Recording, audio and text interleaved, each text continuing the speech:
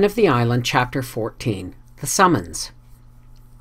Anne was sitting with Ruby Gillis in the Gillis garden after the day had crept lingeringly through it and was gone. It had been a warm, smoky summer afternoon. The world was in a splendor of outflowering. The idle valleys were full of hazes, the woodways were pranked with shadows, and the fields with the purple of asters. Anne had given up a moonlight drive to the White Sands beach, that she might spend the evening with Ruby. She had spent so many evenings that summer, although she often wondered what good it did anyone, and sometimes went home deciding that she could not go again. Ruby grew paler as the summer waned. The White Sands school was given up. Her father thought it better that she shouldn't teach until New Year's, and the fancy work she loved oftener and oftener fell from hands grown too weary for it. But she was always gay, always hopeful, always chattering and whispering of her beau, and their rivalries and despairs. It was this that made Anne's visits hard for her. What had once been silly or amusing was gruesome. Now it was death peering through a willful mask of life. Yet Ruby seemed to cling to her, and never let her go until she had promised to come again soon. Mrs. Lynde grumbled about Anne's frequent visits and declared she would catch the consumption. Even Marilla was dubious. "Every time you go to see Ruby, you come home looking tired out," she said. "It's so very sad and dreadful," said Anne in a low tone. "Ruby doesn't seem to realize her condition in the least, and yet I somehow feel she needs help, craves it, and I want to give it to her and can't. All the time I'm with her, I feel as if I were watching her struggle with an invisible foe, trying to push it back with such feeble resistance as she has. That is why I come home tired." But tonight Anne did not feel this so keenly. Ruby was strangely quiet. She said not a word about parties and drives and dresses and fellows. She lay in the hammock with her untouched work beside her and a white shawl wrapped around her thin shoulders. Her long yellow braids of hair, how Anne envied those beautiful braids in old school days, lay on either side of her. She had taken the pins out. They made her head ache, she said. The hectic flush was gone for the time, leaving her pale and childlike. The moon rose in the silvery sky, empearling the clouds around her. Below, the pond shimmered in its hazy radiance. Just beyond the Gillis homestead was the church, with the old graveyard beside it. The moonlight shone on the white stones, bringing them out in clear-cut relief against the dark trees behind. "How strange the graveyard looks by moonlight," said Ruby suddenly. "How ghostly," she shuddered. "Anne, it won't be long now before I'll be lying out there. You and Diana and all the rest will be going about full of life, and I'll be there, in the old graveyard, dead." The surprise of it bewildered Anne. For a few moments she could not speak. "You know it is so, don't you?" said Ruby insistently. "Yes, I know," Anne answered in a low tone. "Dear Ruby, I know." "Everybody knows it," said Ruby bitterly. "I know it. I've known it all summer, though I wouldn't give in. And, oh, Anne," she reached out and caught Anne's hand pleadingly, impulsively. "I don't want to die. I'm afraid to die." "Why should you be afraid, Ruby?" said Anne quietly. Because I'm not afraid but that I'll go to heaven, Anne. I'm a church member. But it'll be all so different. I think, and I get so frightened and homesick. Heaven must be very beautiful, of course. The Bible says so. But, Anne, it won't be what I've been used to." Through Anne's mind drifted an intrusive recollection of a funny story she had heard Philippa Gordon tell. The story of some old man who had said very much the same thing about the world to come. It had sounded funny then. She remembered how she and Priscilla had laughed over it.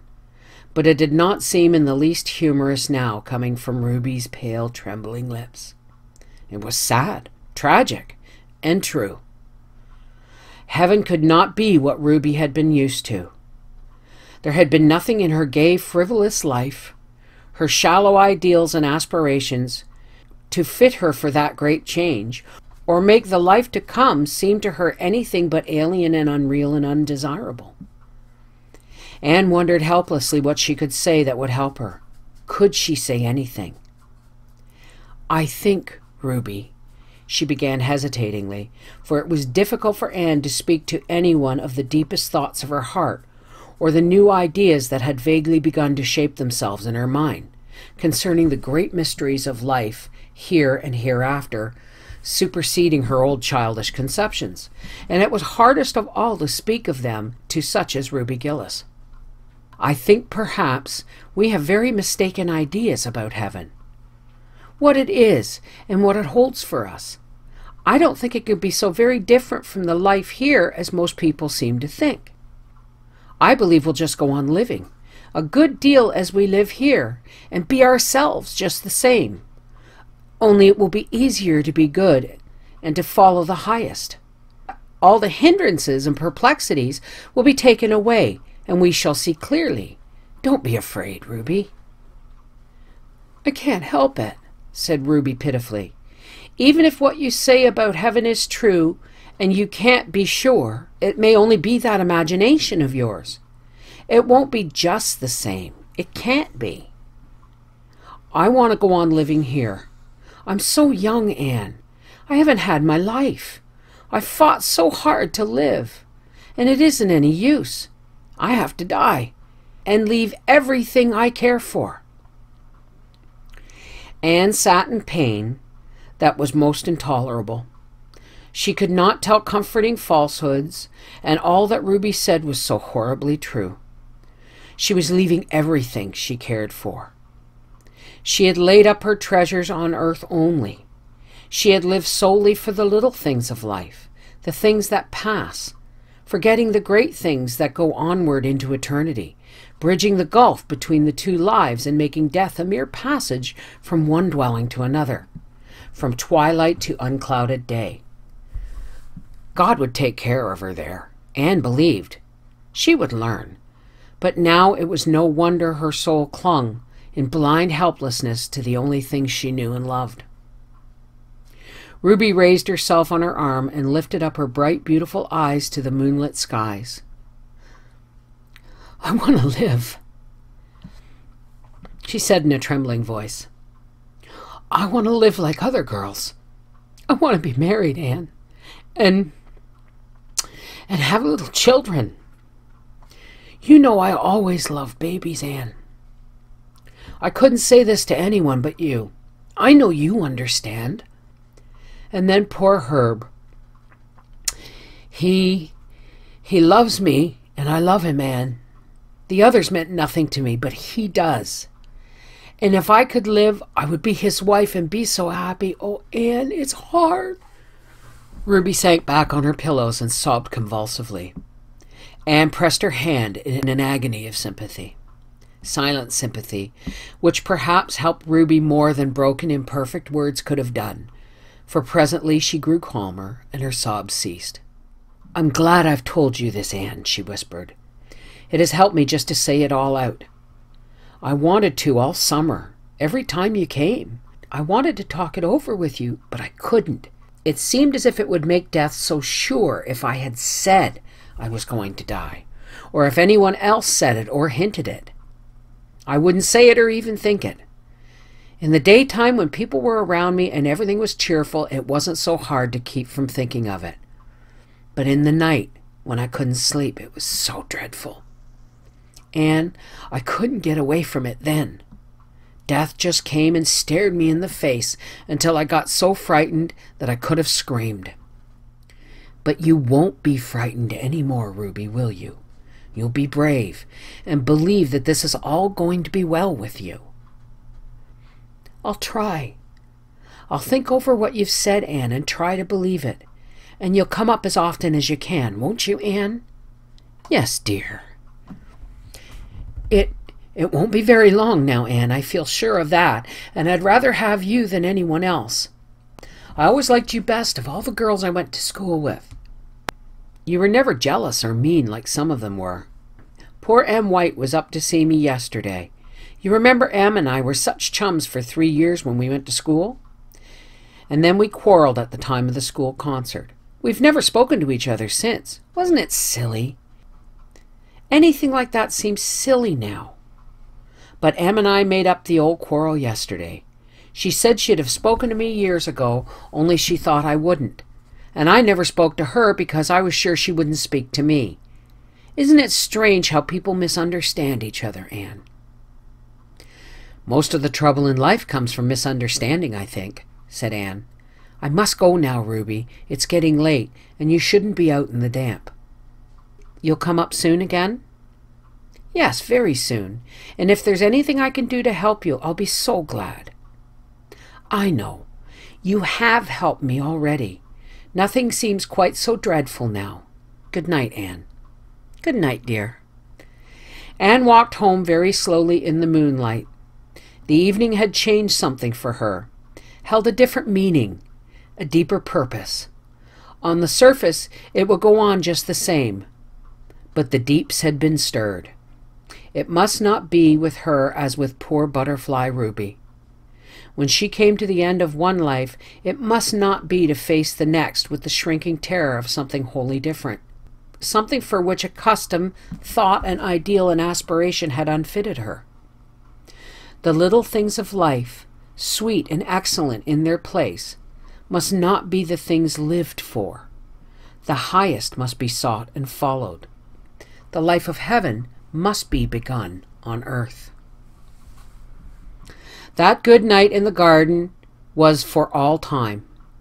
Anne never saw Ruby in life again. The next night, the AVIS gave a farewell party to Jane Andrews before her departure for the West. And while light feet danced and bright eyes laughed and merry tongues chattered, there came a summons to a soul in Avonlea that might not be disregarded or evaded. The next morning, word went from house to house that Ruby Gillis was dead.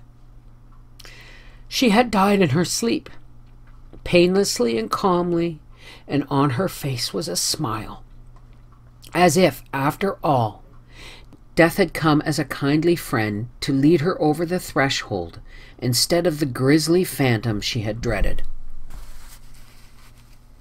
Mrs. Rachel Lynde said emphatically after the funeral that Ruby Gillis was the handsomest corpse she'd ever laid eyes on. Her loveliness as she lay, white-clad among the delicate flowers that Anne had placed about her, was remembered and talked of for years in Avonlea. Ruby had always been beautiful, but her beauty had been of earth, earthy. It had a certain insolent quality in it, as if it flaunted itself in the beholder's eye. Spirit had never shone through it. Intellect had never refined it, but death had touched it and consecrated it, bringing out the delicate moldings and purity of outline never seen before, doing what life and love and great sorrow and deep womanhood joys might have done for Ruby. Anne, looking down through a mist of tears at her old playfellow, thought she saw the face God had meant Ruby to have, and remembered it so always. Mrs. Gillis called Anne aside into a vacant room before the funeral procession left the house and gave her a small packet. "I want you to have this," she sobbed. "Ruby would have liked you to have it. It's the embroidered centerpiece she was working at. It isn't quite finished. The needle is sticking in it just where her poor little fingers put it the last time she laid it down, the afternoon before she died." "There's always a piece of unfinished work left," said Mrs. Lynde with tears in her eyes, "but I suppose there's always someone to finish it." "How difficult it is to realize that one we have always known can really be dead," said Anne as she and Diana walked home. "Ruby is the first of our schoolmates to go. One by one, sooner or later, all the rest of us must follow." "Yes, I suppose so," said Diana uncomfortably. She didn't want to talk of that. She would have preferred to have discussed the details of the funeral, the splendid white velvet casket Mr. Gillis had insisted on having for Ruby. "The Gillises must always make a splurge, even at funerals," quoth Mrs. Rachel Lynde. Herb Spencer's sad face, the uncontrolled hysteric grief of one of Ruby's sisters, but Anne would not talk of these things. She seemed wrapped in a reverie in which Diana felt lonesomely that she had neither lot nor part. "Ruby Gillis was a great girl to laugh," said Davy suddenly. "Will she laugh as much in heaven as she did in Avonlea, Anne? I want to know." "Yes, I think she will," said Anne. "Oh, Anne," protested Diana with a rather shocked smile. "Well, why not, Diana?" asked Anne seriously. "Do you think we'll never laugh in heaven?" "Oh, I don't know," floundered Diana. "It doesn't seem just right somehow. You know, it's rather dreadful to laugh in church." "But heaven won't be like church all the time," said Anne. "I hope it ain't," said Davy emphatically. "If it is, I don't want to go. Church is awful dull. Anyway, I don't mean to go for ever so long. I mean to live to be 100 years old like Mr. Thomas Blewett of White Sands. He says he's lived so long 'cause he always smoked tobacco and it killed all the germs. Can I smoke tobacco pretty soon, Anne?" "No, Davy, I hope you'll never use tobacco," said Anne absently. "What'll you feel like if the germs kill me then?" demanded Davy.